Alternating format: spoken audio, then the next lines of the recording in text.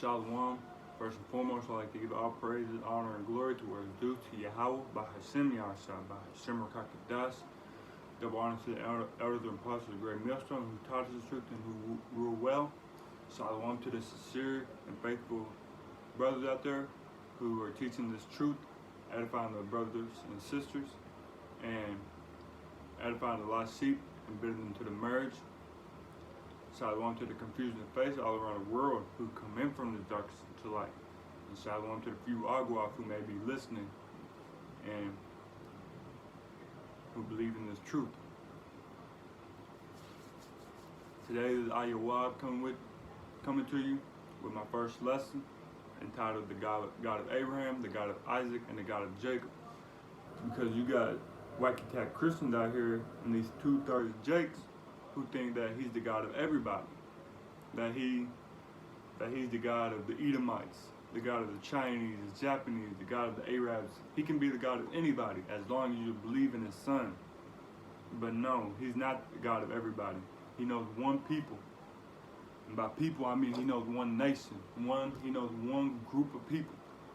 And let me get that for you real quick.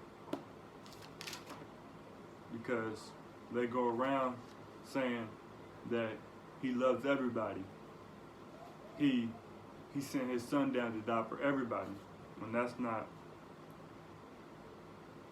what it is.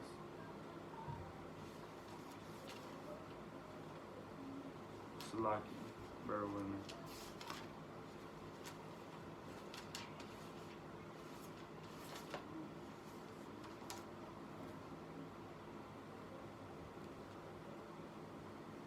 This is Amos 3:1-2.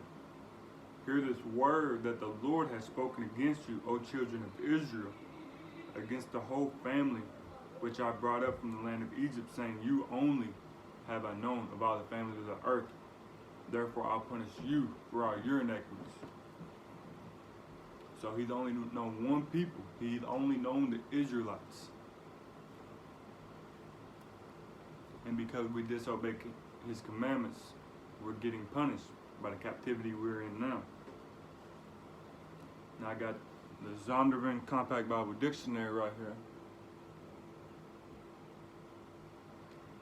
And we're going to see what it says about Abraham, Isaac, and Jacob.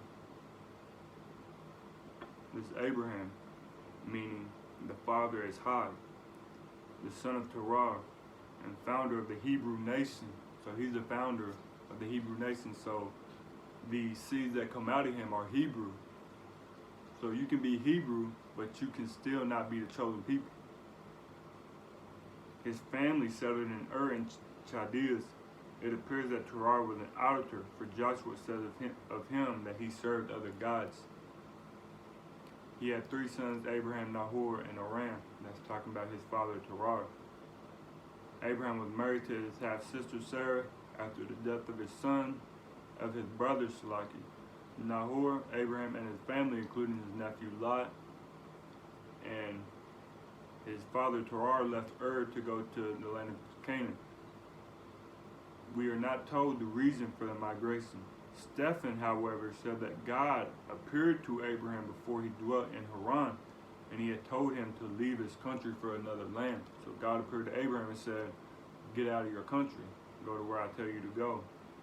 After staying some time in Haran, Abraham, now 75 years old, departed for Canaan, probably by way of Damascus. Not more than a year later, he arrived in Canaan, where the Lord assured him in a vision that this was the land his seed would inherit. Abraham lived in the hill country at least 15 years. He strengthened his position with the local Amorite chieftains by uniting with them in the rescue of Lot from an Elamite king. On his return, he was blessed by Melchizedek, the priest king of Salem, to whom he gave a tenth of his spoils. Sorry if I'm butchering these words. God now renewed his promise of an heir to Abraham. Let's see what that word heir means. That word heir is a person legally entitled to the property or rank of another on that person's death. It also can mean one who inherits or is entitled to succeed to a hereditary rank, title, or office heir to the throne. So he's a successor. Also, a person who inherits or has a right of inheritance in the property of another following later's death.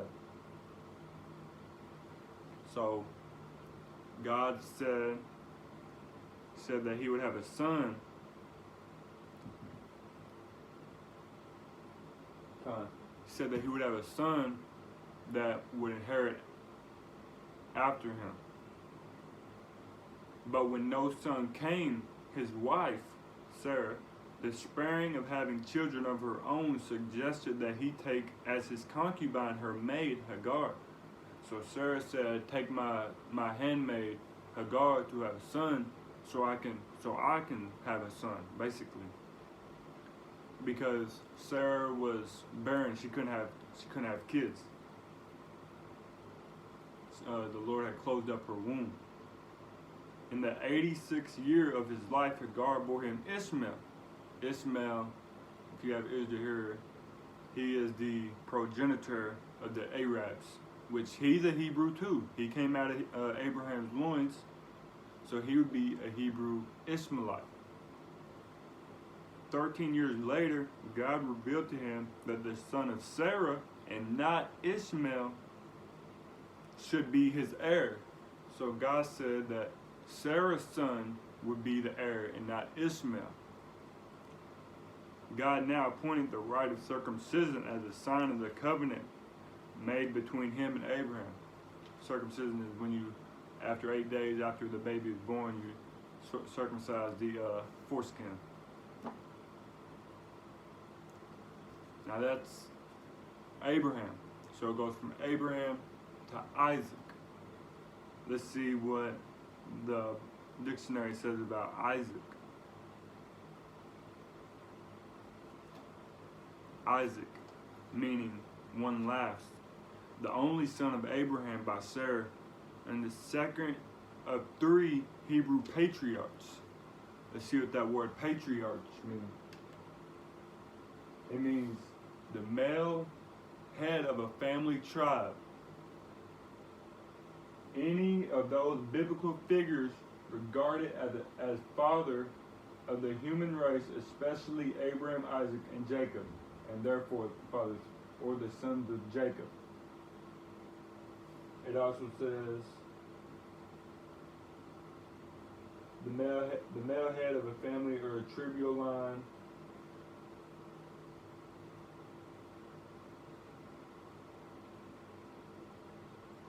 It says right here, one of the scriptural fathers of the human race or the Hebrew people. So patriarch is one of the head male family tribe. It says the only son of Abraham by Sarah and the second of 3 Hebrew patriarchs who were the progenitors of the Jewish race. And we know that it's not Jewish, it's the Jew race. Progenitor, like who starts off the family. Like let me get that real quick.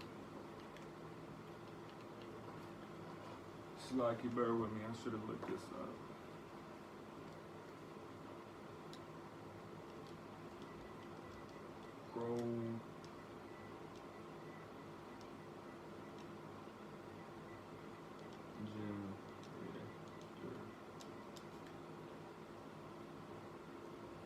Progenitor is a person or thing from which a person, animal, or plant is descended or originates.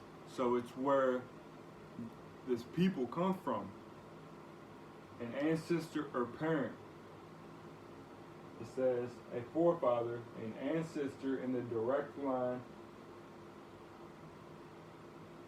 It's like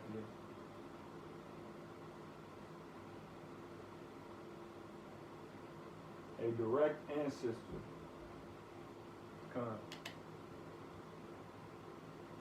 So it's the forefather. of this group of people.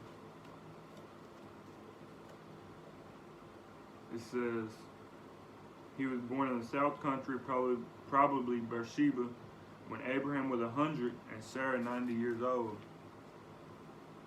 He was named Isaac because both Abraham and Sarah had laughed incredulously at the thought of having a child at their age.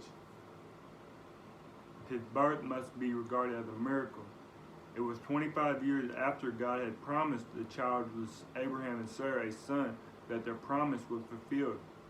He had thus rightly called the child of promise, in contrast with Ishmael, who was born to Hagar, Sarah's maid, and Abraham when he was 8 days old, he was circumcised.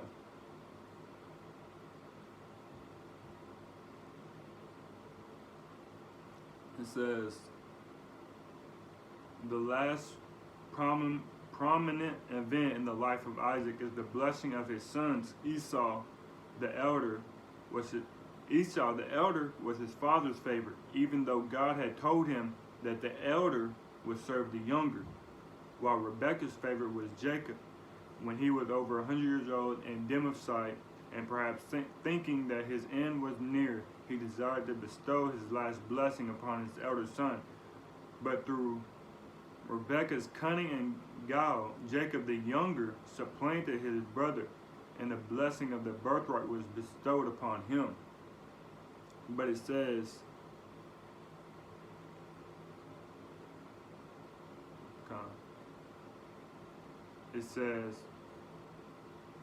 to save Jacob from the murderous wrath of Esau, who determined to kill him after his father's death, Rebekah induced Isaac to send Jacob into Mesopotamia, that, after his own example, his son might take a wife from among his own kindred and not imitate Esau by marriage with the Canaanite woman. So like Isaac invoked another blessing upon the head of Jacob and sent him away to Laban and Pt.1. It says,